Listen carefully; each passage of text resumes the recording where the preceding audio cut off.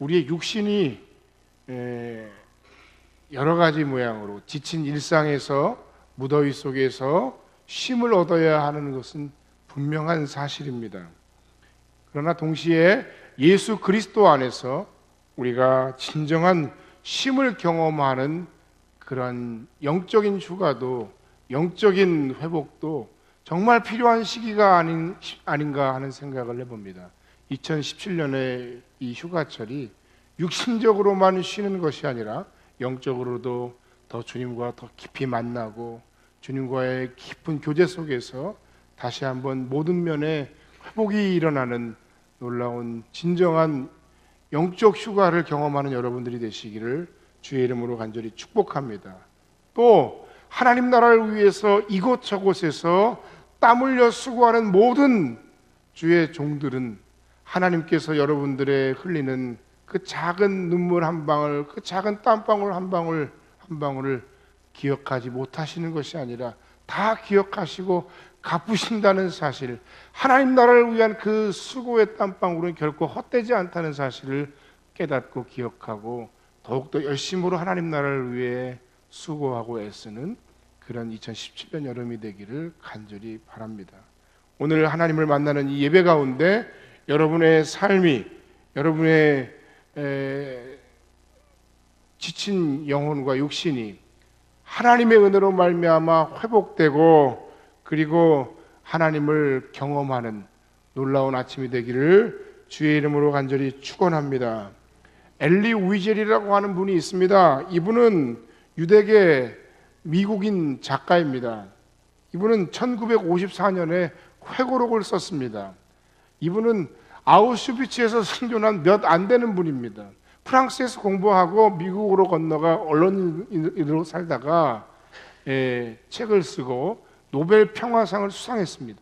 그런데 이분이 쓴 나이트라고 하는 그 책, 밤이라고 하는 그 책에 보면 아우슈비츠에서의 그 생생했던 그 생존담이 기록되어 있습니다. 그 아우슈비츠 안에서 잔혹한 폭력과 비참한 학대 속에서 정말로 이것이 인간의 삶인가? 라고 생각되어진 만큼의 인간의 존엄과 생명이 철저하게 외면받고 그리고 파괴되는 것을 생생하게 증언을 했습니다. 요사이도 이런 일들이 비일비재해요. 동구권이나 세르비아나 여러 군데에서 민족 간의 전쟁이 일어날 때 인종 청소라는 이름으로 자행되는 엄청난 학살과 그리고 만행이 기록되고 우리나라의 근현대 사회도 정말 얼마나 속상한 많은 일들이 있습니까? 그 엘리 위젤이 있던 아우슈비츠 수용소 안에서 어느 날 발전기가 망가졌습니다. 이 수용소 안에 있던 사람들이 누군가가 이것을 망가뜨린 거예요. 일부러 망가뜨린 거예요. 나중에 밝혀졌는데 2명의 성인과 1명의 어린아이가 범인으로 잡혔어요. 나치는 그 사람들에게 본보기를 보여주기 위해서, 많은 사람들에게 본보기를 보여주기 위해서 이 사람들을 교수형에 처하기로 해요. 그리고 다 모두가 보는 앞에서 사형을 집행합니다. 2명은 성인이었기 때문에 그들의 몸무게 때문에 금방 죽었다는 거예요. 그런데 그 엘리 위젤이 경험했던 가운데 그 어린 소년 하나는 너무나도 먹은 것이 없어서 오히려 죽이려고 했지만 잘 죽지 않아요. 무려 30분간이나 바둥바둥 하는 그 광경을 사람들이 지켜봐야 했다는 거예요. 주변에서 이런 이야기들이 들립니다. 유태인이었으니까 이런 이야기가 들렸겠죠. 그 상황에서는 그런 이야기가 들렸을 법도 하다는 생각이 듭니다. 하나님은 정말 살아계신 것일까? 하나님은 지금 무엇을 하고 계시는가? 하나님은 나의 고통과 나의 아픔을 과연 알고 계실까? 오늘 아침에 말씀 속에서 그 말씀에 해답을 얻는 그런 아침이 되기를 간절히 바랍니다. 오늘 본문의 내용은 이런 내용입니다. 하갈이라고 하는 여인이 있었습니다. 이 여인은 사라의 몸종이었습니다. 사라가 아브라함에게 간곡하게 부탁을 했습니다. 하갈을 통해서 후손이 꼭 이어지기를 바란다. 결국 하갈을 통해서 아브라함의 일생에 그토록 바라던 후사가 생기게 해준 아주 나름 고마운 여인이었습니다. 우리의 계획에 이 사라의 계획, 이 아브라함의 계획은 굉장히 그럴듯한 계획입니다. 당시의 풍습 속에서도 별로 이상한 것이 없어요. 지금 기준으로 보면 이상하지만 그 당시에는 이상하지 않았어요. 게다가 하갈의 신부는 종이었기 때문에 별로 문제될 것이 없습니다.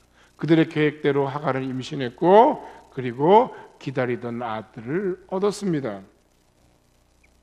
이스마엘은 하나님께서 들으셨다는 이름의 뜻인데 아마 그들은 그랬을 거예요. 하나님께서 우리의 안타까운 사정을 보시고 들으시고 이스마엘을 우리에게 주시는구나. 그래서 이스마엘이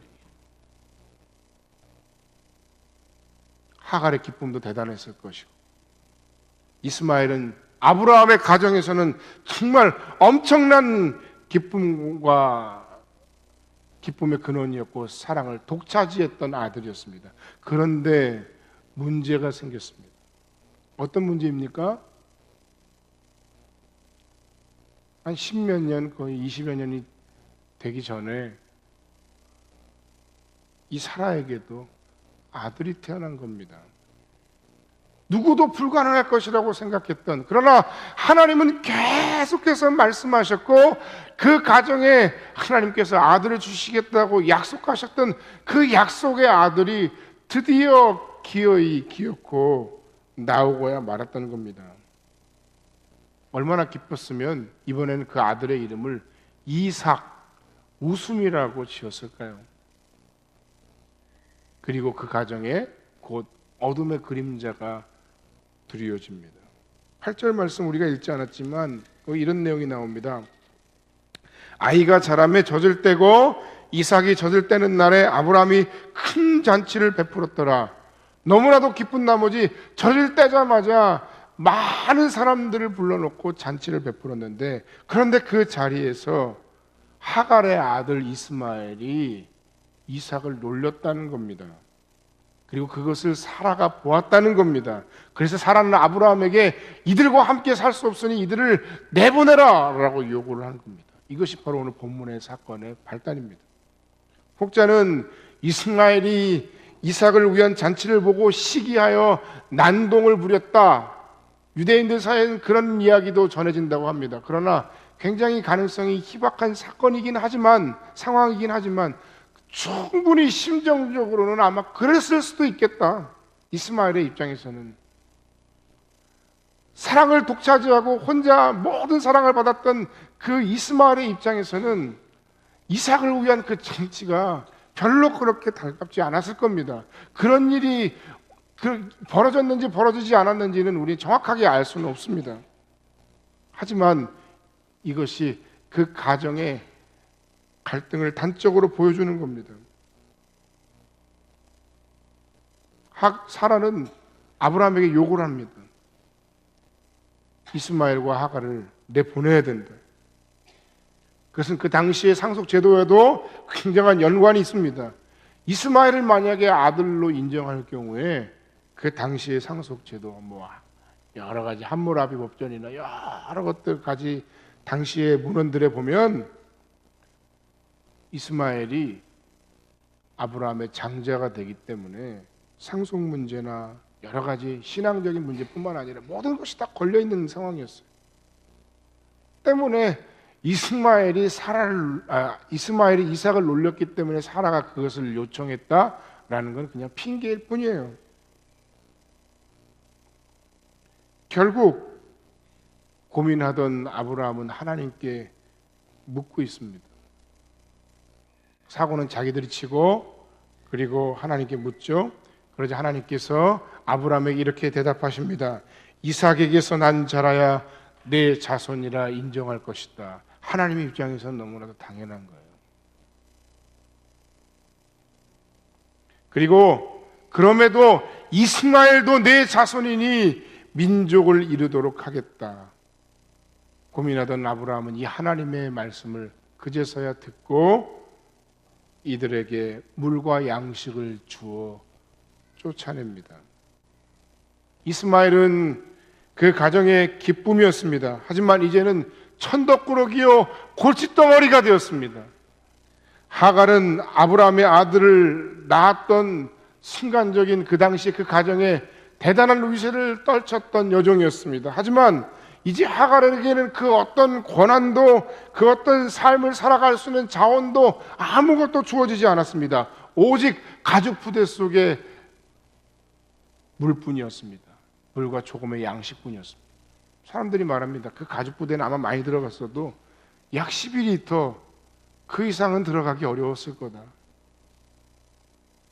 하갈의 입장에서 보면 이제 나는 노예의 신분, 종의 신분을 벗고 그리고 안정된 삶의 기반을 이제 충분히 갖추었다. 나도 이제 좀 살만하다. 나도 이제 좀 행복하고 즐거운 삶을 펼쳐갈 수 있겠다. 라고 하는 그런 순간에 이런 일이 닥친 거예요. 이런 일이 벌어질 줄 누가 알았겠습니까? 그런 하루아침에 그녀의 모든 삶의 기대와 꿈이 산산조각나고 무너진 것입니다. 조용히라도 살 수 있으면 좋은데 그것도 아니에요. 그냥 물 한 웅덩이 들고 양식 조금 들고 광야로 어디로 가야 할지도 모르는 그 광야로 정처 없이 떠돌아야 하는 그런 신세가 된 거예요. 여러분 한번 생각해 보세요. 내가 항상 사는 집이 내 집이고 내가 돌아갈 집이 있으니까 거기서 우리가 많은 안정감을 얻지. 그것이 없다고 한번 생각해 보세요.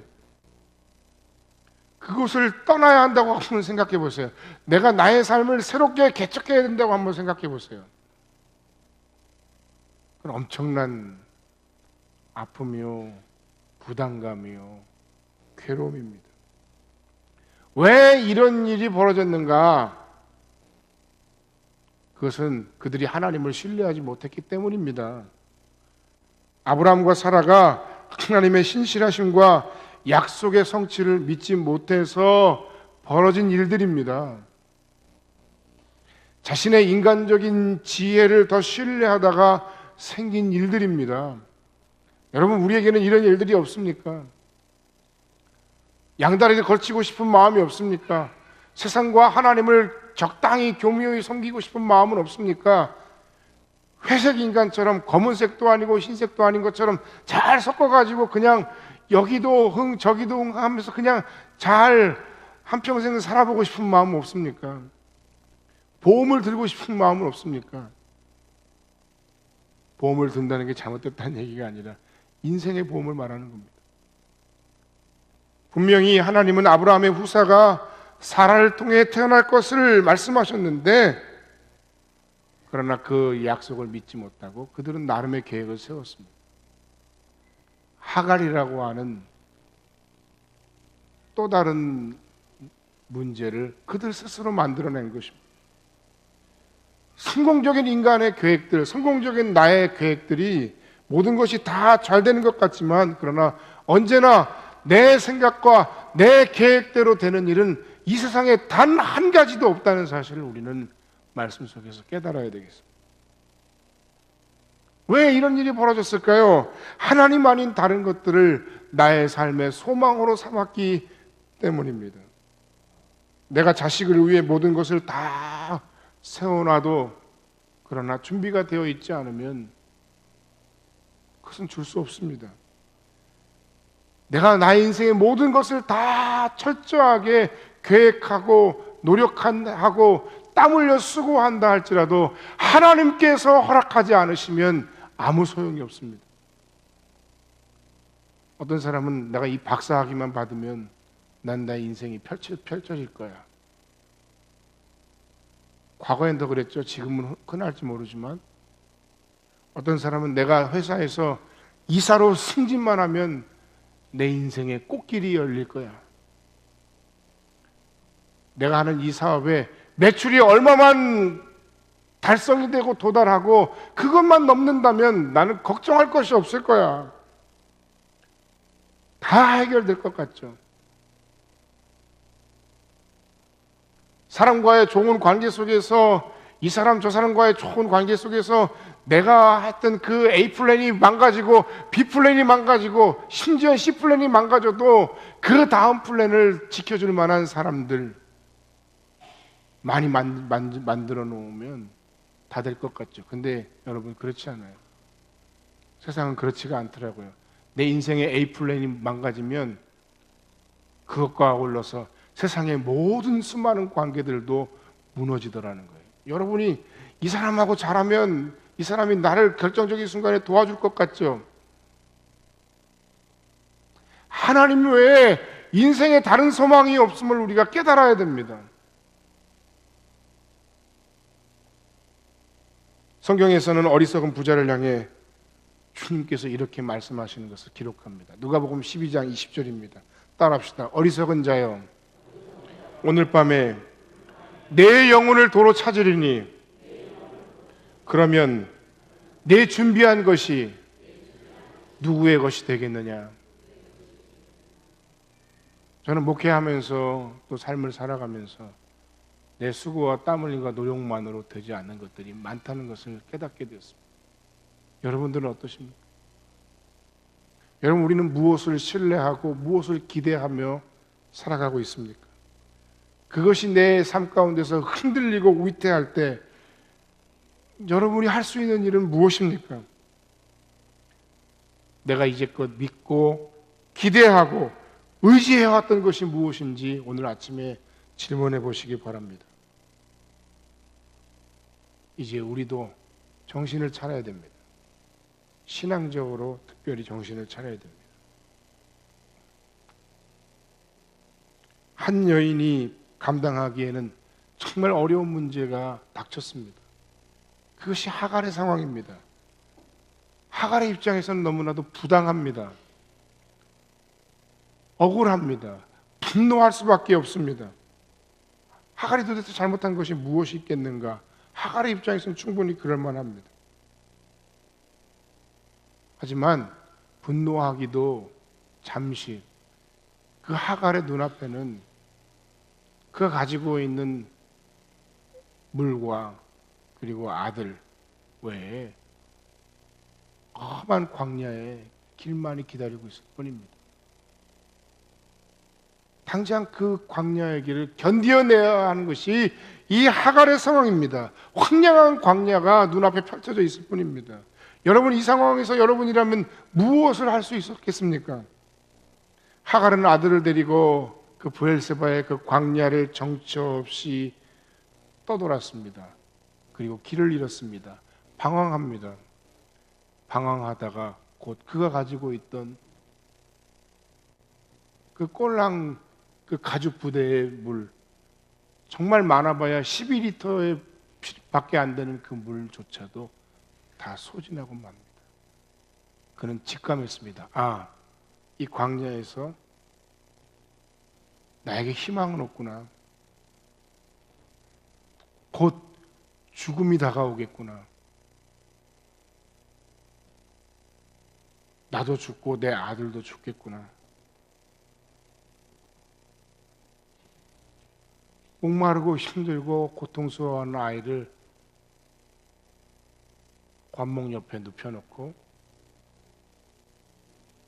성경에 보니까 활로 쏘면 닿을 만한 거리에 떨어져서 그는 혼자 있습니다. 혼자서 무엇을 했을까요? 처참하게 울부짖으며 오열하고 있습니다. 자신의 울음소리가 아이에게 들리지 않기를 바랬을지도 모릅니다. 통곡을 시작합니다. 하갈의 울부짖음은 원망과 절망의 절규였습니다. 아무것도 할 수 있는 일이 없습니다. 그래서 울고 있습니다. 우리도 종종 그럴 때가 있습니다. 그런데 한번 생각해 보니까 사실 하갈만 아무것도 할 수 없는 상황이 아닙니다. 잘 생각해 보면 지금 현재 나의 상태 역시 내가 할 수 있는 것이 그다지 많지 않습니다. 내가 할 수 있는 것이 있다고 생각하는 것이 착각입니다. 내가 무언가 인생에 수많은 계획들을 세우고 수많은 삶의 비전을 세우지만 내가 세운 그 비전과 계획 앞에서 스스로 무너지고 스스로 허망하고 스스로 좌절하고 스스로 두렵고 나는 곧 아무것도 할 수 없는 존재임을 깨닫게 됩니다. 착각일 뿐이에요.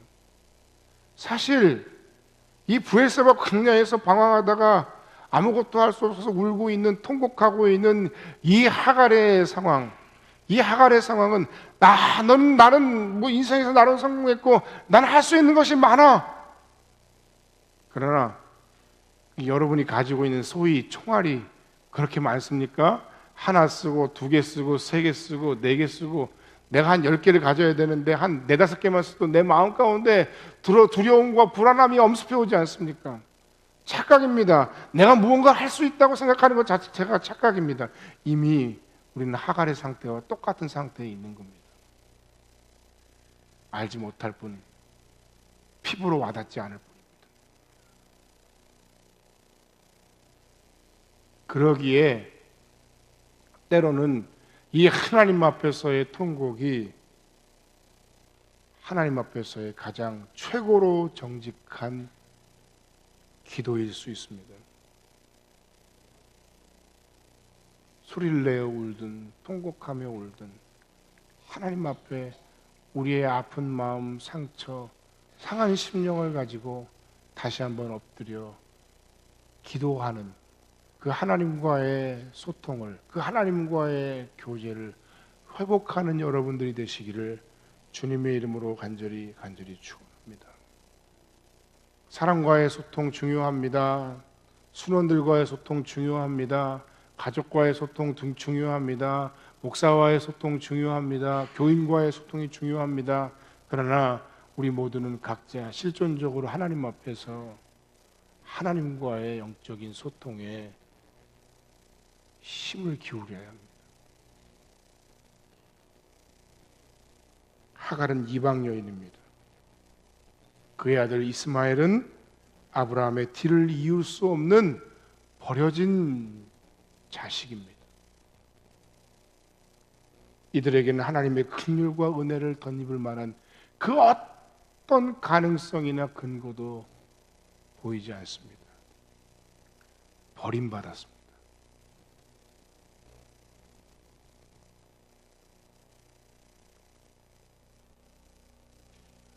그러나 아브라함은 버렸고 세상은 그들로 좌절하게 했을지라도 사람은 그들에게 실망감을 안겨줬을지라도 하나님은 그들을 버리지 않으십니다. 16절 말씀입니다. 이르되 아이가 죽는 것을 참아 보지 못하겠다 하고 화살 한바탕 거리 떨어져 마주 앉아 바라보며 소리내어 우니 17절에 하나님이 그 어린아이의 소리를 들으셨으므로 하나님의 사자가 하늘에서부터 하갈을 불러 이르시되 하갈아 무슨 일이냐 두려워하지 말라. 하나님이 저기 있는 아이의 소리를 들으셨나니 일어나 아이를 일으켜 내 손으로 붙들라. 그가 큰 민족을 이루게 하리라 하시니라. 하나님이 하갈의 눈을 밝히셨으므로 이스마엘의 이름이 하나님이 들으셨다는 내용이라고 말씀드렸죠. 그 당시에는 아브라함과 사라가 우리 가정의 기도를 하나님이 들으셨구나라고 착각하며 불순종하면서도 그렇게 이야기했지만 그러나 하나님께서 그 이스마엘의 상황, 하갈의 상황을 보시고 그 우는 소리를 들으셨다는 것이 오늘 말씀의 아주 중요한 내용입니다. 하나님께서 왜 울고 있니? 내가 그 우는 아이의 소리를 들었어. 내가 너로 큰 민족을, 내 아들로 큰 민족을 이루게 할 거야. 비록 땅에 대한 약속은 없었지만 하나님이 민족에 대한 생존에 대한 약속은 하고 계신 거예요. 그리고 나서 하갈의 눈이 밝아졌다는 거예요. 원래부터 셈이 있었는데 못 본 건지, 아니면 하나님께서 그 하갈과 이스마엘을 위해서 새로운 셈을 만드신 것인지, 전자가 더 그럴듯해 보입니다만, 하나님께서 하갈의 눈을 밝히셨으므로 보이지 않던 눈이 채워졌어요. 보이지 않던 눈을 통해 눈이 열려서 샘물을 보게 되었어요. 당장 죽을 수밖에 없는 그 광야의 그 타는 목마름 속에서 그들이 마실 물을 얻었습니다. 여러분, 하나님이 그들을 어디까지 인도하실지는 잘 모릅니다. 하지만 우리가 분명히 알 수 있는 것은, 하나님의 은혜는 오늘 우리가 하루를 살게도 하시지만 그 하루를 통하여 우리의 인생 전체를 향한 하나님의 우리를 향한 마음을 보여주시기도 하신다는 사실입니다. 내가 너무 힘들고 내가 너무 고통스럽고 내가 너무 절망 중에 있어서, 하나님 도대체가 살 마음이 없어요, 도대체가 살 소망이 없어요, 너무 절망적이에요. 더 쉽게 말씀드릴까요? 하나님, 나한테 지금 당장 1,000만 원이 필요한데 하나님 내 수중에 가진 게 없어요. 그때 하나님께서 우리에게 누군가를 통해 500만 원을 도와주시면서, 혹은 얻게 하시면서 그렇게 말씀하세요. 그렇게 깨닫게 하세요. 그것이 하나님의 은혜구나. 이 작은 불씨 같은 하나님의 응답이 나를 향한, 나를 포기하지 않으시는, 나를 결코 버리시지 않으시는 하나님의 진정한 소망의 불씨구나. 할렐루야. 여러분 앞에 크고 작은 어려움과 괴로움과 답답함 속에 하나님이 여러분에게 보여주신 응답이 너무 작은 것 같아서, 그것 때문에 하나님 도대체 왜 이것밖에 주시지 않습니까? 라고 불평하십니까? 아닙니다. 그렇지 않습니다. 그 작은 하나님의 응답이 여러분을 향한 하나님의 놀라운 축복의 시작이고 소망의 불씨입니다. 할렐루야.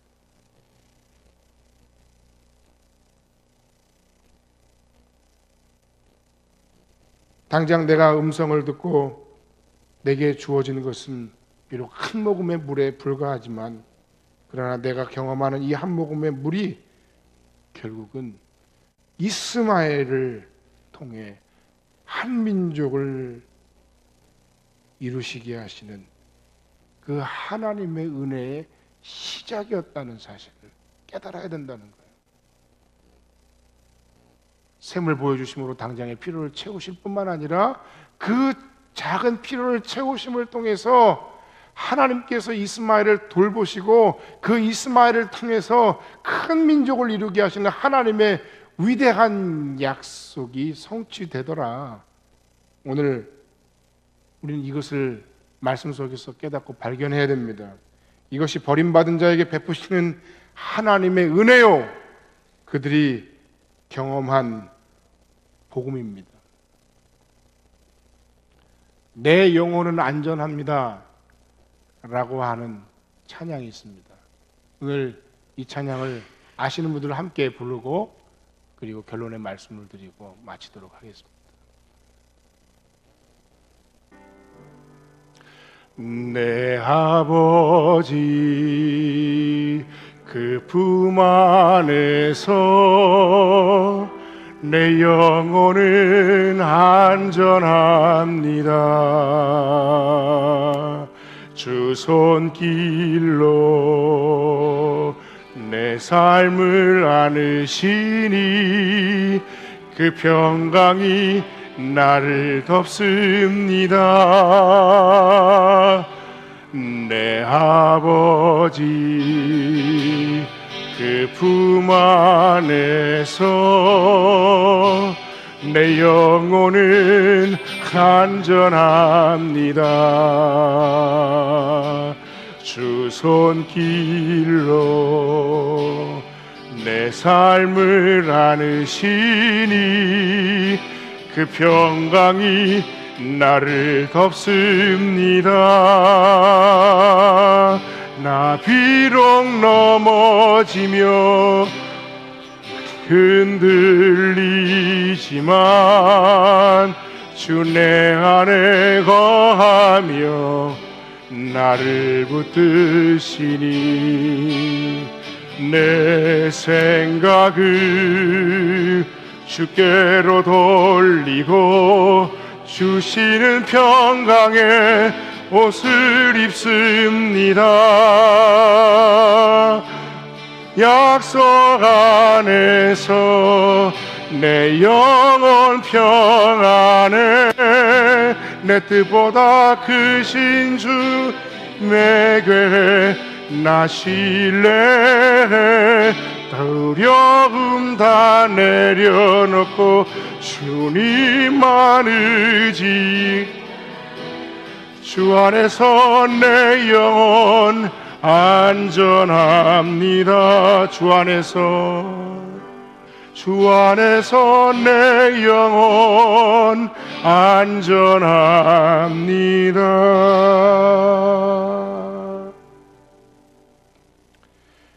광야에 주저앉아 울고 있는 당신에게 드리고 싶은 이야기가 있습니다. 어쩌면 당신이 비록 세상에서 버림받고 실패한 사람일지라도